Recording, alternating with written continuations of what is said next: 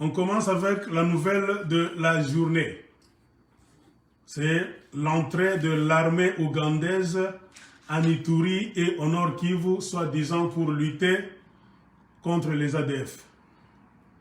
Je vais vous lire quelques paragraphes venus de la Radio France Internationale, RFI. Qu'est-ce que RFI dit?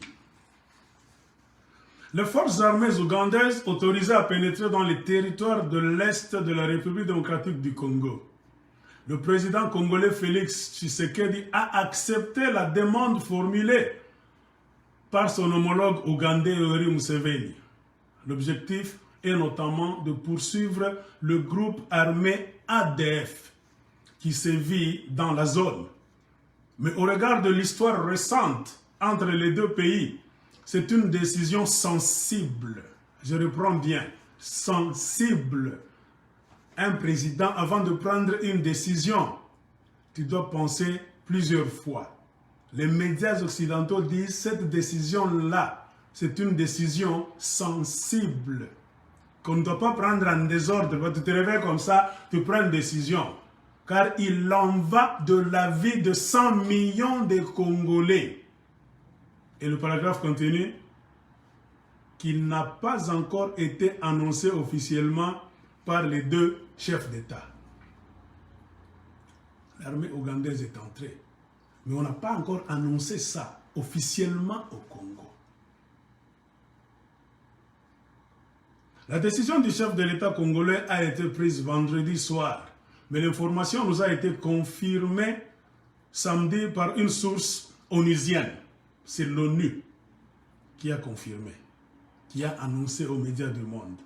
Selon cette source onusienne, les Nations Unies ont été informées de la volonté de Félix Tshisekedi de laisser l'UPDF, l'armée ougandaise, that means Ugandan People Defense Forces, l'armée ougandaise, entrer sur le territoire du Nord Kivu et de l'Ituri. C'est-à-dire, ils sont entrés dans combien de provinces? 2 provinces. Côté Ituri et Nord Kivu. Le premier objectif est de combattre le groupe armé des ADF, les forces démocratiques alliées. Un groupe qui multiplie des attaques contre les civils et les forces congolaises ces dernières années. Le 16 novembre dernier, les autorités ougandaises ont également accusé les ADF d'être à l'origine de 2 attentats de Kampala. C'est cet événement qui a permis à Yoweri Museveni d'accentuer la pression sur son homologue. Je souligne ça. Les attentats de Kampala ont été l'événement majeur qui a déclenché la pression de Museveni sur la personne de Félix Tshilombo. Je vais commenter sur ça. Vous allez voir la stratégie des Tutsis, ce qu'ils font. Parce que les Congolais, les Bantous, on a tendance à être des idiots. Cela fait des années que le président ougandais tente d'obtenir l'aval de Félix Tshisekedi pour cette opération. Cela fait des années. Museveni a commencé depuis longtemps. Il est amoureux du Congo. Son souci, c'était d'entrer au Congo.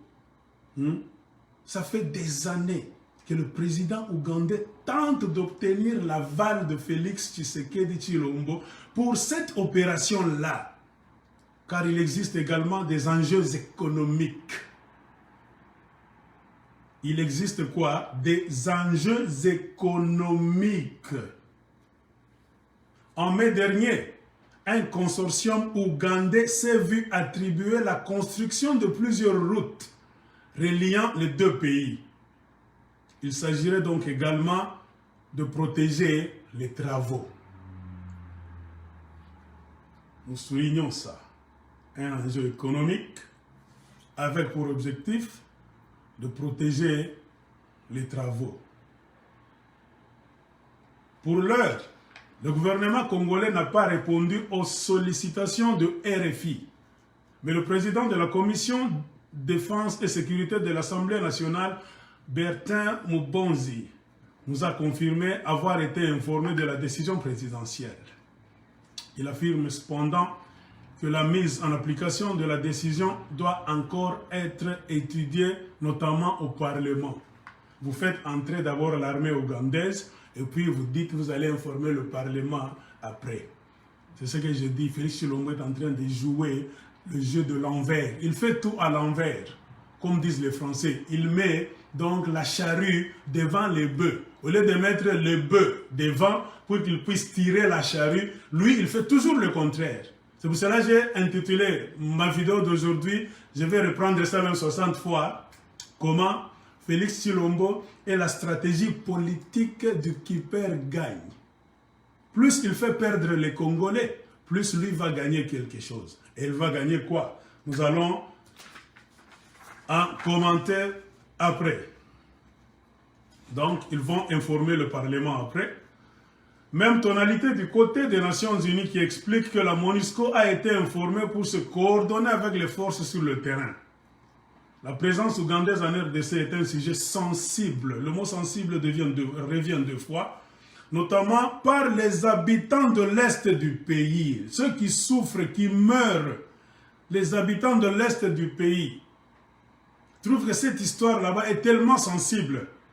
Les multiples conflits de ces dernières années ont régulièrement impliqué les puissances voisines, notamment le Rwanda et l'Ouganda. Et les violences ont laissé des traces dans les esprits. Il y a eu trop de violence de ce côté-là.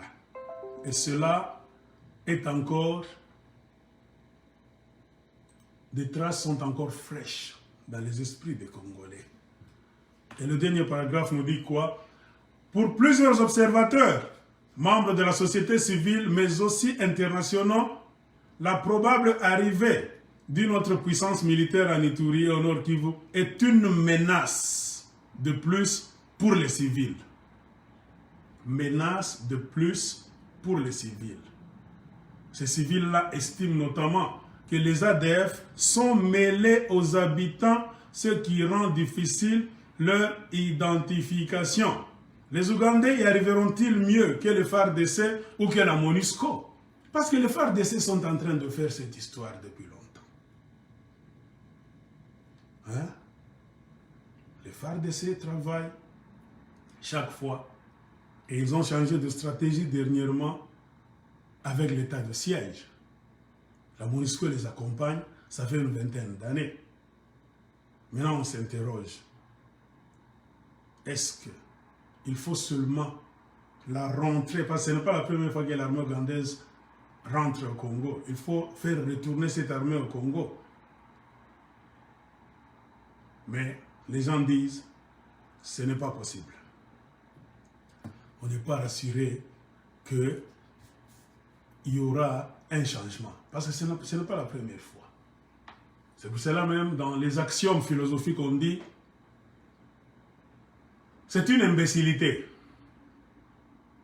que de reprendre la même formule chaque fois avec l'intention de vouloir chercher une solution à un problème. De la même manière, après avoir échoué pendant beaucoup d'années, après avoir laissé le Parlement, toujours de la même manière, après avoir sauté pour aller au Rwanda, en Ouganda, faire entrer les armées ougandaises, rwandaises sur le territoire congolais avec pour objectif de liquider les FDLR, les ADF.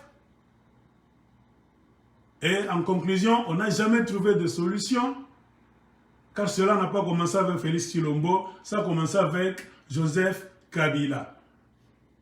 Et Félix Tshilombo étant dans l'opposition avec son père Etienne Tshisekedi, les Wewa, tout le monde a crié la trahison, l'infiltration, vous avez tout dit. Au fil des ans, vous devriez savoir que cette formule n'a jamais marché au temps de Kabila. Et Félix est venu quand on enterrait feu Etienne Tshisekedi. L'armée rwandaise entrait à 1h du matin. L'armée rwandaise entre à 1h du matin et aux alentours de midi, Kagame arrive à Kinshasa et l'UDPS et ses chefs l'applaudissent. 2019. 2020 est passé. Nous sommes en 2021. Vous avez déjà essayé ça. Ça n'a jamais marché. Alors pourquoi vous vous entêtez? Et de la même manière, vous avez beaucoup crié quand vous étiez en Belgique, des opposants, que Kabila c'est un traître. Il n'informe pas le Parlement congolais. Comment pouvez-vous faire entrer une armée étrangère sur le sol d'un pays souverain sans informer le Parlement? Tshisekedi Félix le sait. Les gens de l'UDPS ont chanté ça. Mais aujourd'hui, ils font les mêmes histoires. Alors, la question, c'est quoi? Ont-ils vraiment l'intention de finir cette guerre-là du Congo? Nous devons poser cette question. Pourquoi reprendre la même formule, ou bien au pluriel, les mêmes formules, devant le même problème qui est devant vous, tout en sachant que cela a échoué pendant beaucoup de décennies? Comment êtes-vous sûr que vous allez changer? Parce que vous êtes en train de traiter avec les mêmes régimes, les deux régimes fantoches. Museveni est encore au pouvoir. Paul Kagame est encore au pouvoir. Ils ont des antécédents au Congo. Après avoir tué beaucoup de Congolais, déplacé d'autres Congolais, ils sont en train de prendre les terres des Congolais. Ils sont en train même de faire des récoltes. Ils sont en train de tuer. Ils ont blessé beaucoup de gens. Ils ont déplacé des milliers de Congolais, même des millions de Congolais.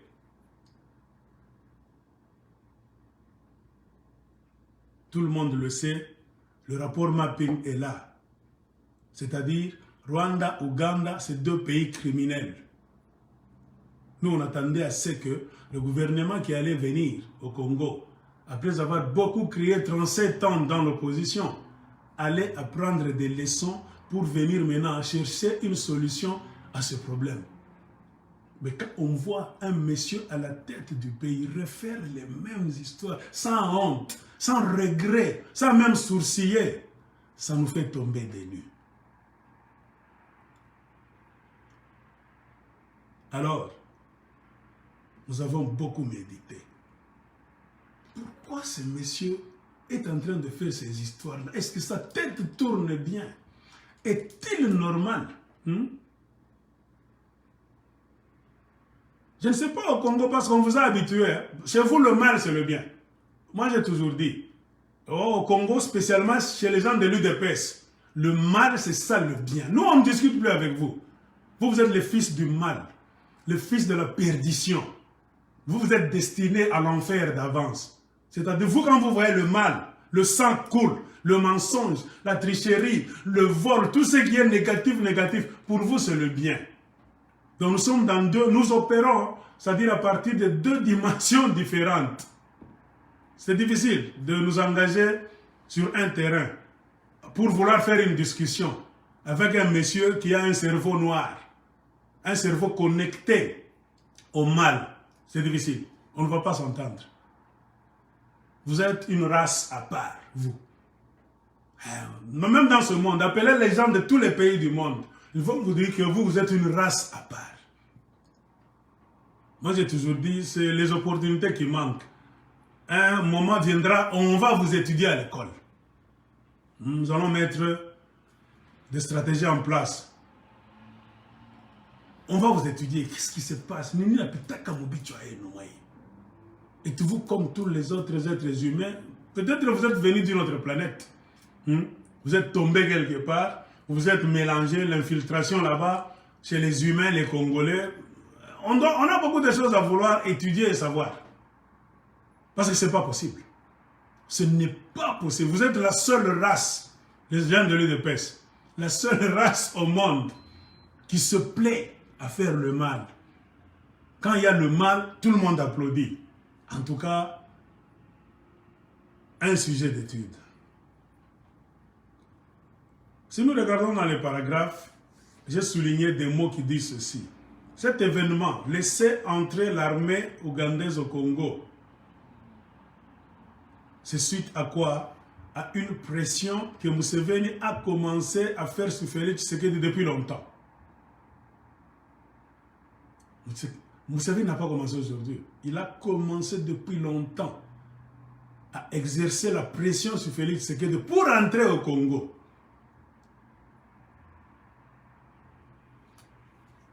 Cela fait des années. On dit cela fait des années. Vous n'allez pas nous dire que ça faisait beaucoup d'années. Maintenant, raisonnons en primérien. Cela fait des années que Museveni meurt d'envie d'entrer au Congo. Et pendant toutes ces années, je vous pose la question, vous les savants de l'UDPS, il y a eu combien d'attentats à Kampala? Si la raison, c'est les attentats de Kampala, pendant combien de temps? Pendant ces années-là au pluriel, il y a eu combien d'attentats à Kampala connectés à cet événement? Pour que Museveni puisse dire, nous voulons maintenant pousser la chose afin que notre armée puisse entrer sur le sol congolais. Aucune personne ne peut répondre.